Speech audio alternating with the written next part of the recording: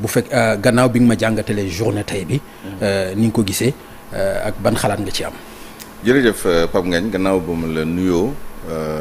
di la gërëm ci invitation bi nuyu sama mag sama nattango Mamadou Ibra Kane di rafetlu kàddu yu mu ngeen jëkkati yéen ñaan ñëpp di nuyu suñu mbokk téléspectateurs yi damay tàmbali si journée démb. parce que ñaari fan la. tout à fait. démb la tàmbali ak descente de la gendarmerie ci télévision 7TV ak jàpp bi nga xam ne jàpp nañ ko Maïmouna Ndour Faye ci anam yu ñu ko jàppee ak guddi gi li ci xew li ay avocat am yu fa dem ay naatangoom yu fa dem ñoom Mamadou Ibra Kane ak niñ leen teeroo foofu ak niñ leen traité foofu ak ni ñu fanaane ak dossier bi ak li xew tey ci suba te ñu yendoo ko ba sànq rek la ñu doog a am loo xam ne mbégte la waaye mbégte la bu matul. parce que ñu ngi sant yàlla ci li nga xam ne teggi nañu loxo kii di Babacar Fall. muy ndam ci démocratie sénégalaise. parce que wala gàcce aussi grand. waaw mais wala gàcce. in fine. wala gàcce ci démocratie parce que jàpp ba bàyyi di ci am. man gisuma ci ndam loolu. mais lu tax mu yemambaay moom mooy Babacar Fall ñu ngi koy masaw di masaw njabootam. di masaw ay mbokkam. di masaw naatangoom muy ci groupe Futur Média muy ci l'ensemble de la presse journalistes yi les associations les organisations patronales les organisations syndicales ñëpp mobilisé wu la classe politique la société civile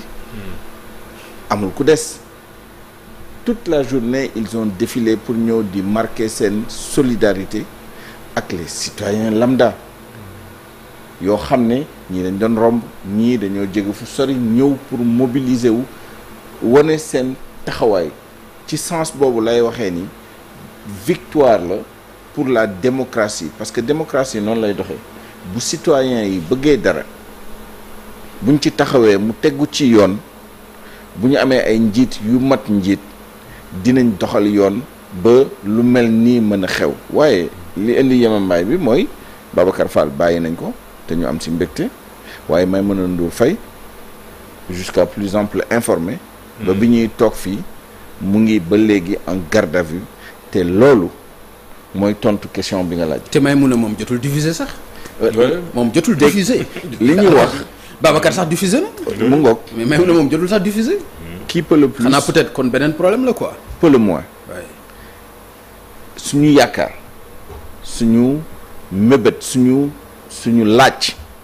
pour ne pas dire suñu ñaan moom mooy Maïmouna Ndour Faye ñu teggi loxo parce que au fond amul woon matière à jàpp ay journalistes ci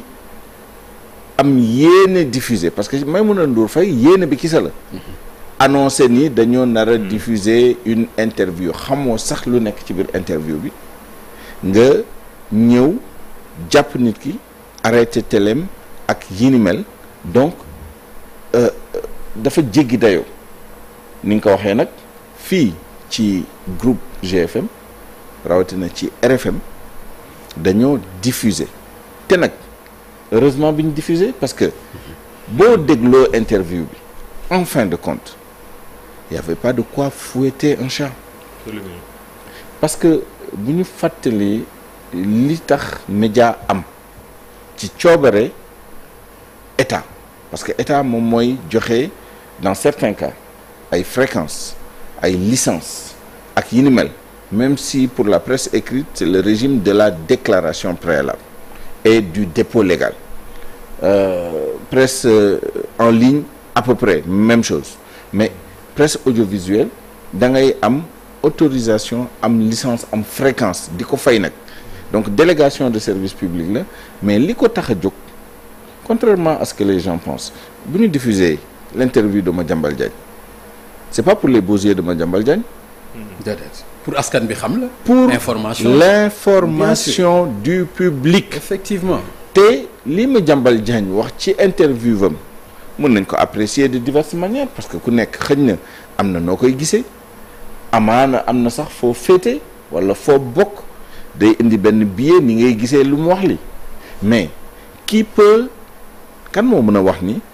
soxla wu ñu woon ci débat démocratique Sénégal dégg ñii ak ñële y compris Madiambal Diagne mu joxe sa version des faits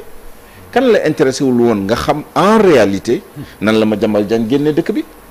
la question lui a été posée kan moo amul woon intérêt wala curiosité xam lan la ñu toppee Madiambal Diagne man xam loolu moo tax man daje naa ak Madiambal Paris def naa tout pour mën a toog ak moom pour def interview c'est ça d'ailleurs wax na ko sax ci sortie bi peut-être affaire bu ndaw moo ko yàq moo ko yàq mais man affaire bi mënoon na dal ci suma kaw mais bu daloon ci sama kaw itam heureusement laay wax tout journaliste digne de ce nom amul te yéene boobu tey laa ko gën a am loolu laa lay wax ni journaliste buy tuddee boppam journaliste te mat lu muy tuddee boppam bu amee opportunité au-delà de Madiambal Diagne les personnes n'ont pas d'importance sur ces questions-là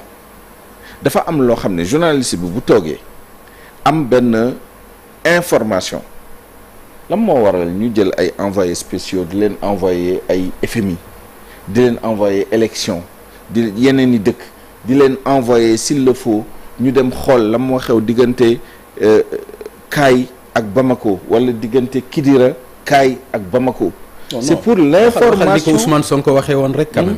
mais waxal ni ko Ousmane Sonko waxee woon. ni journalistes yi mais ci ay guerre sax dañ leen ci envoyé ñu dem ci. donc rawatina li nga xam ne ay fitna luy am ci ay réew. exactement voilà loolu ñu ngi ko wax ci bi ñu wal fajri fekk ñu ko signal bi foofu. public c'est le droit du public à l'information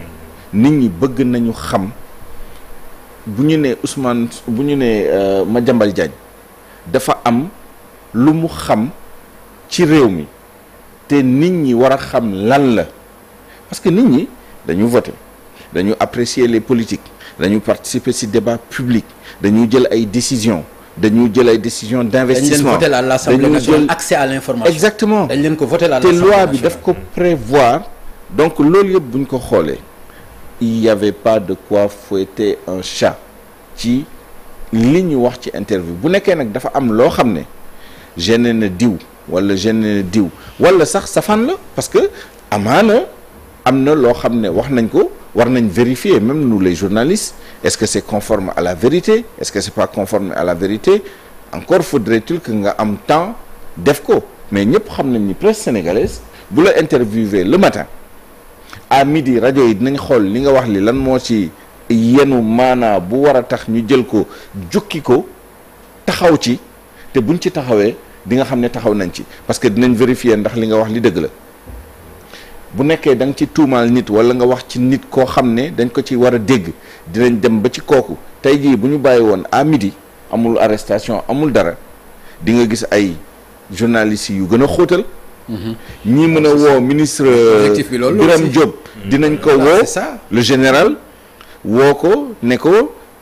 si tant est que mais loolu arrêté nañ ko stoppé nañ ko waaw mais loolu mooy problème objectif bi la bokkoon c'est-à-dire yow yaa ngi anticiper un traitement non professionnel te bàyyi woon nit ñi ñu def te nag information dafa am temps bàyyil interview bi mu jàll bu dee loolu lañ ci jublu woon réussir nañ ko bu dee loolu lañ ci jublu woon réussir mais ça a été contre-productif parce que yow yaa ngi xool nan ngay nëbbee wala nan ngay jëlee suuf bëgg a suul ker du ko tere feeñ au contraire da ngay am effet contraire bi tey jii Sénégal journée bi yëpp loolu rek la ñu wax teewul interview bi nit ñi ñu ngi continuer ko di ko partager les highlights moom mooy les parties les plus significatives du point de vue informationnel même l'interview intégrale bi nit ñi ñu ngi koy seetaan Sénégal ñu ngi koy seetaan bitim réew ñi ko raté woon le matin def nañu rattrapage ba ndee sax bu ñu amul woon arrestation amuñ dara nit ñi dañ def rattrapage parce que ça les intéresse bu leen intéressé wul woon mën nga def interview fii ba suba nit ñi dañuy romb dem seen yoon mais boo gisee nit ñi mu soxal leen c'est parce que amaana pour leur information dañoo jàpp ne lii amal na leen solo ma conclure ci benn point et répondre question bi nga wax bi est-ce que la presse va survivre quand même à ce genre de situation et à ce régime-là bu kenn naatable que presse sénégalaise fu mu jaar depuis waxuma la indépendance avant l'indépendance au 19e siècle bi ñuy doog a commencer pressantu avec l'élite métisse bi nekkoon à Saint-Louis à Rufisque ak Gorée ba fi ñu toll ni tey jaar-jaaru média yépp ku yaakaar ni am nga maqaama am doole nasaxal presse sénégalaise mën nga nasaxal entreprise de presse mën nga nasaxal une partie de la presse mën nga nasaxal sax au plan financier au plan économique et cetera mais comme ni ko gis nga lii jur presse sénégalaise ba bu tar mu toll fu mu toll nii gisuma doomu aadama quel que soit nag maqaamam parce que nit ñi aussi dañuy ñëw am ku ne gis nañ fi lu ne gis nañ fi Abdoulaye Wade jóge France ñibbisi te loolu du fake news ku la wax ni jour boobu amoon na 1 million de personnes dans la rue doo ko weddi tey la ñu toog naan ay nit ñu daje ci benn espace confiné mën nañu 1 million alors que boo xoolee amaana 50 000 la ñu woon wala 70 000 et cetera mais bi ñuy wax Abdoulaye Wade y a 1 million de personnes yu génn la première fois je parle pas de la deuxième fois parce que boobu commencé woon nañ dugg dans l'ère post-vérité nga xam ne nit ñi dañuy jël ay chiffres di jeter en l'air comme ça bi muy ñibbisi bay nekk candidat bay remporter l'élection ñëpp xam nañ y avait 1 million de personnes ku am doole boobu waaye nag am intelligence bu tax ni bu mu ñëwee toog amaana am na ay pexe yu mu def waaye il n'a jamais été dans son intention te action musul wone ni am na intention effacer des gens et en particulier tout partie de la presse sénégalaise pexe mënu ko bu la neexee nag nga dem ci réseaux sociaux yi te ñun par expérience on a vu que ce ne sont pas les individus nit ñi lu leen intéressé c'est pas tey jii ñi lay xarab di la kii et cetera bu guddi jotee ñu war a seetaan les informations wala suba teel ñu war a déglu les informations wala en milieu de journée ñu war a jël ay journaux di ko lire di xool lu xew ci dëkk bi ak nan lañ ko xalaatee ak nan la ci journalistes yi wax ak yan point de vue la ci ay experts am et cetera et cetera ce qui les intéresse c'est pas quel organe de presse parle de telle personne ce sont les faits qui les intéressent les analyses et parfois les analyses contradictoires yi nga xam ne day venir à l'encontre ñoom seen propre conviction parce que nit sénégalais moo ni mel bëgg na xam lu mu gëm waaye bëgg na xam lu ñeneen ñi xalaat parce que nag réew mi loolu moo ko sos c'est le débat contradictoire le débat démocratique donc amul man de gëm naa ni non seulement la presse survivra à ce régime quelle que soit sa durée j'ai pas de préférence là-dessus mais bu dee 5 ans la def bu dee 10 ans la def bu dee 15 ans la def cette presse survivra d'une manière ou d'une autre quand je dis d'une manière ou d'une autre nag loolu il faut que suñu njiit yi xam ko gis nga dafa am benn image bu may joxe xaw ma nu ñu koy waxee ci wolof waaye gis nga fii melentaan yi bu ñu tabaxee seen mbir moomu termitière boobu nga jóge fale ak sa caaya xat ci sa tànk ba mu sori nga dóor ci biir termitière bi bu ay melentaan duggee sa caaya bu mu la bett loolu mooy lan gis nga termitière boobu nga bàyyi noonu nga romb ko gis rek ay melentaan ci kaw ñoo dugg di génn di ut li ñu lekk ak yi ni mel loolu mooy sa jàmm waaye boo ko daanelee